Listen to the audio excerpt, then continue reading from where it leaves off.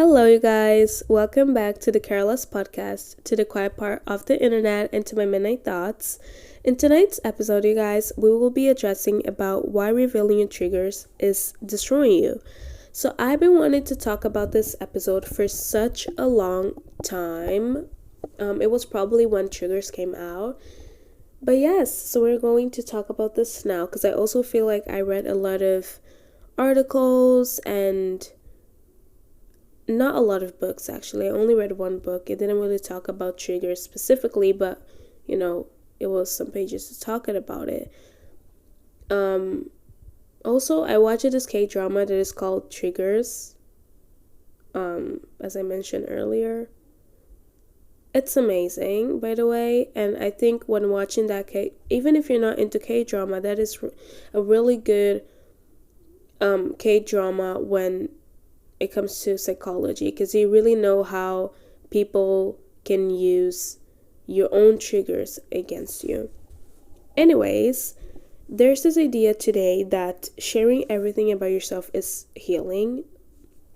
You share everything on the internet. The moment you press the button to watch videos on TikTok, you will see a lot of people sharing personal stuff that, in my opinion, even if you are a content creator, you shouldn't be sharing that. For example, they will share your thoughts, emotions, triggers. Everything is meant to be expressed, explained, and understood by others. And at first, it kind of feels like freeing. It feels like they're freeing themselves and they're being honest and truthful to everybody out there. And it feels like this person or you are actually letting this go by sharing with, your friends. It's not even your best friend you're sharing with. You're sharing this with your friends or even strangers sometimes or web friends. I don't know. But you're just sharing with somebody. And at first it feels good. It feels like, what? Like, I'm letting this go. I'm just not carrying this anymore, and somebody can finally listen to me and understand what is going on and stuff. It might feel this way, so it might feel good, but not everything that feels freeing is actually safe. When you reveal your triggers, you're not just expressing yourself, you're also exposing the most sensitive parts of your mind. The parts that react the fastest, the parts that hurt the easiest. Once something is exposed, it's not longer yours. My grandma used it to say, like, if you're telling me your secret, then it stops becoming a secret because you already told one person, so it's not a secret anymore, and it exists in other people's awareness. For example, let me just give you. Let's look at this scenario. I told you, that I don't really like talking about my body and the way my body looks and whatever. So I vent out to you. I tell you, like, what? Like, I really hate how my legs look, or I hate how I look and whatever, how my teeth looks. I just hate it. I hate it so much. And I hate my fingers. They're not really, like as beautiful as everybody's fingers are, whatever. That person, if we are in an argument, they can literally use that and those things that you said about yourself against you. That's why you see when couples break up, they will start using really personal stuff and exposing it to the media. Because why? You revealed your triggers.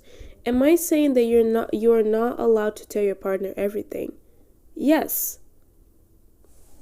As much as people might come for me, I do believe that you're not supposed to share every single thing with your partner. Like, not every thought you're not supposed to share every single thought that you have with others. Some stuff you're just supposed to keep it to yourself, and especially things that will make you vulnerable. That will make you think like, oh my gosh, like, I'm not worth anything. Like, things that will get into your mind. You're not supposed to share that with nobody because nobody might last in your life forever. Not just that, but it's also for your own safety. So you gotta understand sometimes that not everything is shareable, and there's some stuff that you need to just keep it to yourself, because people can use it against you. Because once people know your triggers, they start to understand how you react. Not always in a deep or, meaningful way, sometimes in a very surface level, almost mechanical way. Like sometimes they don't even know why they made a joke that could possibly trigger you. They notice the patterns, so they notice what makes you upset, what makes you insecure, what makes you emotional. And even if they don't intend to harm you, something shifts, okay? You're no longer unpredictable, and you become really, really readable. So they can read you really easily without you saying a word. And being readable means people can consciously or unconsciously start adjusting how they interact with you based on what they know. So, for example, you told this person that you hate, okay? You hate talking about your mom because you have mother issues. You hate talking about your family. You have family issues. Unconsciously, they might talk about this topic when you are surrounded by people and you're there. So your friend might talk about it without even, thinking that, oh, this topic might make her comfortable. But consciously, there's people that will actually talk about it, even though you told them, I'm uncomfortable. They will talk about this just to see how you react, to see if you get upset, emotional, quiet. Me personally, okay, talking like in my personal situation, I know a lot of people's triggers. Like I can detect that really easily because they can show without words, but they can show really easily what triggers them. It was this time I was sitting at the table and I was with my friends, we all was talking, and there's this person specifically that I don't really like, she's not just my person, I don't know. And we was talking about something, I don't really remember exactly what it was, but we was talking about something, and I saw that once we started talking about it, her whole body language changed. So she just, all of a sudden, I just saw her like kind of like becoming quiet and not making eye contact with nobody, like looking around and kind of like becoming a little bit more irritated, until she said like, oh my god, she was trying to change the subject. So she was like, oh my gosh, you guys, by the way, I forgot to tell you guys that tomorrow we need to go to this place because there is promotion. They're like 40% off. She was just trying, and I noticed instantly that, that's her trigger. She doesn't like when people talk about this topic. So you need to hide it. The world is not safe right now. You cannot let people read you that easily. I might say that a lot of people don't know what my triggers are because I can hide them so well. Because every time I am in an uncomfortable situation, or when I'm talking about an uncomfortable stuff that I don't really like, I don't make it obvious. Sometimes we need to hear things even if they are uncomfortable. This is what I always tell myself. I always remind myself, just listen. Talk about it. As much as it can be hard for you to, talk about this topic, just do it. Sometimes it is actually needed. Sometimes you need to, talk about this topic. But I'm also not saying that it is wrong to express yourself, and that it's wrong that you shouldn't tell anybody when you're feeling, upset or sad, or you need help and you need advice from somebody. This is not what I'm trying to say, but what I'm trying to say is that there are stuff that you need to keep it to yourself. There are stuff that you don't need to share with nobody. Take a notebook, a paper, write it down and journal to yourself and think to yourself, oh, okay, like this helped me a lot. Like, what did I do? Why does this happen? Like, just write. I don't know, do something. Do voicemails to yourself, because we cannot expose everything to people. People change all the time and we don't know who they are. You don't know who, I don't know how and who my mother might become tomorrow. I don't know how my sister will act in 2 weeks or the next month. Like, we don't know. People are really different. I sometimes cannot even trust myself, because I had if I had a opinion today, my opinion might change tomorrow. My opinion might not stay the same for the next 3 weeks. So you gotta learn how to sometimes keep your triggers, because everything is a trigger. And once people realize it, as I said, and once people can understand the patterns, so they can understand how you react to few topics, and how your body language, because your body speaks more than words do, that can really affect you. That can really affect you, and they can use it against you. So be careful. And there's also a quiet danger in this, because not everyone will handle your vulnerability with care.